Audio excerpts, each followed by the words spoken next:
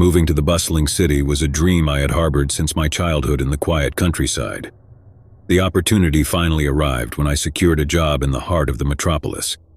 I found a cozy apartment on the 7th floor of an old building, and the city's vibrant energy flowed through its veins. I had anticipated many challenges, but what awaited me in the apartment below was beyond my wildest imagination. The first few weeks in the city were a whirlwind of excitement. I was awestruck by the towering skyscrapers, the endless stream of people, and the ceaseless hum of life. My apartment was a haven of tranquility, and I often spent my evenings on the balcony, gazing at the city lights below. It was during one such evening that I first noticed the peculiar occurrences. A muffled sound like distant whispers seemed to rise from the apartment below mine. At first I dismissed it as a figment of my imagination, the city's symphony playing tricks on my senses. However, the sounds persisted, growing more distinct each night. I couldn't help but wonder about the neighbors who resided in the apartment below. They were a mystery to me, as I had not yet met them, and the apartment's occupant had recently moved in, just like me. The sounds emanating from below were a peculiar mix of hushed conversations, muffled laughter, and occasional crying. It was as if the inhabitants of the apartment were engaged in a perpetual state of discussion, never raising their voices, but their conversations were impossible to ignore. One evening, as I leaned over my balcony railing trying to identify the source of the sounds, I spotted a dim light emanating from the window below. A faint glow painted the curtains in shades of amber, and the silhouette of a person could be seen moving in the room. The sight piqued my curiosity. The following day, I decided to introduce myself to the new neighbors. I approached their door, my knuckles rapping against the wood. No response. I knocked once more with the same result. It was as if the apartment had been abandoned. Perplexed, I inquired with other tenants in the building about the inhabitants of the apartment below. No one seemed to know them, and they too mentioned hearing the odd sounds, like the ghostly echoes of conversations. The mystery deepened. Each night, as the city below transformed into a glowing labyrinth, the strange occurrences in the apartment below continued. The hushed voices persisted, and sometimes I would catch a glimpse of shadowy figures moving within. It was clear that someone was living there, but they chose to remain hidden from the world. As weeks turned into months, my unease grew. I contemplated reporting the matter to the building's management, but I had no evidence of any wrongdoing. The whisperings, however unsettling, did not constitute a crime. One evening, while I was trying to unravel the mystery, I noticed something peculiar. The lights from the apartment below had grown dim, their glow flickering like a fading ember. The hushed conversations had ceased, and silence filled the space. The change was unnerving, and it was as if the apartment had become a void. I couldn't help but wonder what had transpired within its walls.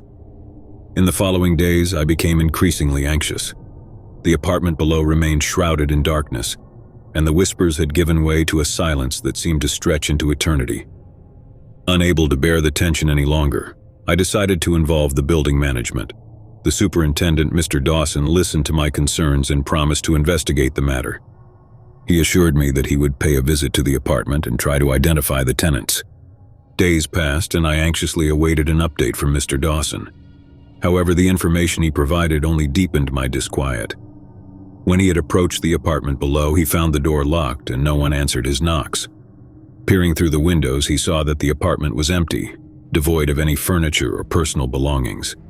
The situation had grown increasingly bizarre. The apartment below remained uninhabited, yet the odd sounds continued to emanate from it, as if it held secrets that defied explanation. One evening, as I once again gazed at the window of the enigmatic apartment, I saw something that made my blood turn cold. The curtains had been drawn back and the room was bathed in an eerie, pulsating light. I could see shadowy figures moving within, their movements erratic and unnatural. I watched in horrified fascination as the figures seemed to writhe and twist, their forms morphing into grotesque shapes. It was a nightmarish spectacle that defied all reason. The apartment had become a place of unimaginable horror, a dark anomaly within the building. Terrified, I contacted the police, explaining the strange occurrences and the unsettling events that had transpired within the apartment below. The officers arrived promptly and I led them to the apartment. When they attempted to open the door, they found it unlocked, as if someone had recently left. The apartment was in disarray, furniture overturned, and the walls adorned with strange symbols. It was a scene of chaos and madness. The officers conducted a thorough search, but they found no one inside. It was as if the apartment had been abandoned in a hurry, its occupants vanishing into thin air.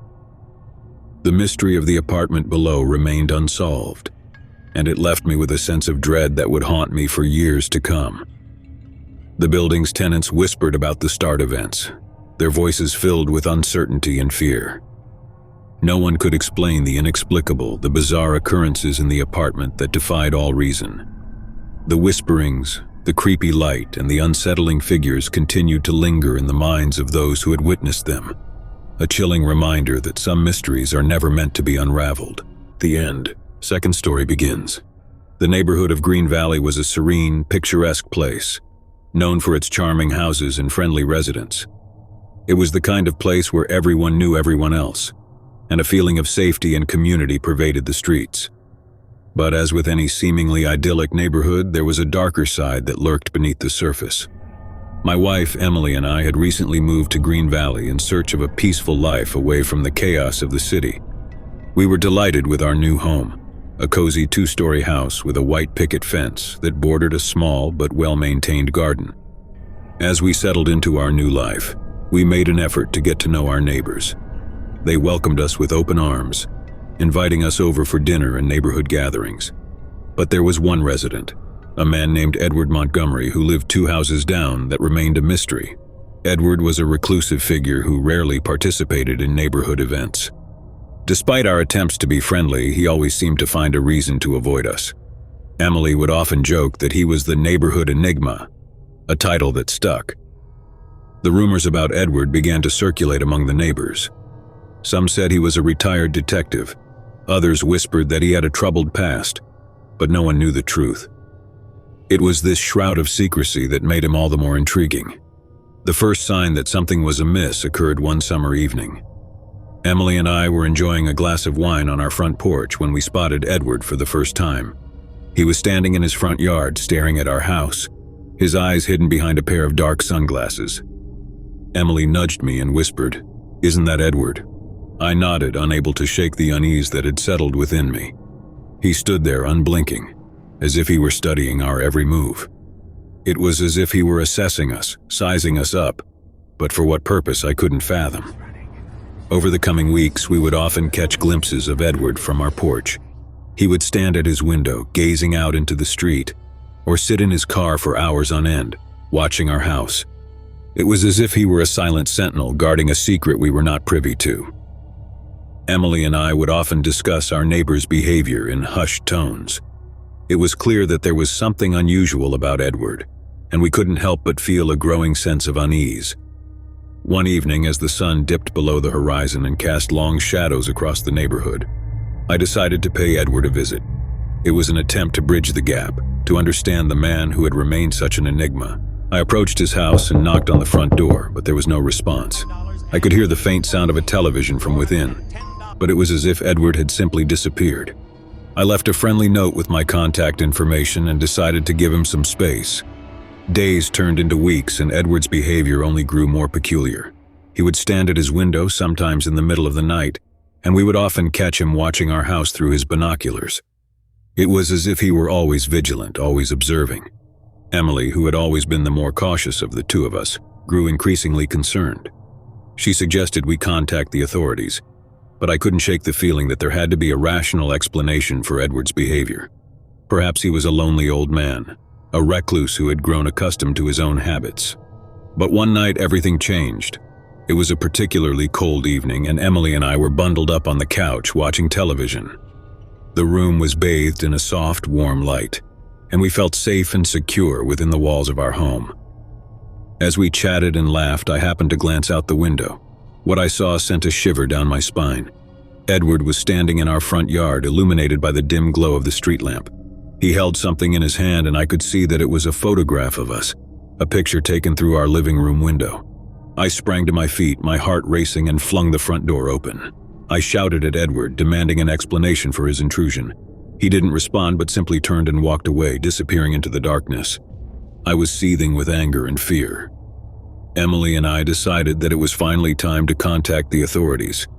We provided them with a detailed account of Edward's unsettling behavior, including the incident with the photograph. The police assured us that they would look into the matter, but in the days that followed, our anxiety only grew. The presence of Edward had cast a long, dark shadow over our lives, and the feeling of being constantly watched had become a haunting reality. A few weeks passed, and the police informed us that they had questioned Edward about the photograph. He had explained it away as a simple misunderstanding, a mistake, and there was no concrete evidence to suggest otherwise. The authorities could do little more, and we were left feeling vulnerable and exposed. One evening, as Emily and I sat on our porch, we spotted Edward standing near his fence, staring at us with an intensity that sent a chill down our spines.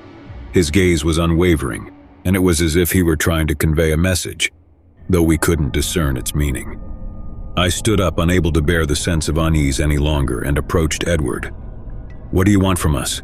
I demanded. He remained silent for a moment, and then, in a voice that was both chilling and earnest, he whispered, "I'm trying to protect you." "Protect us from what?"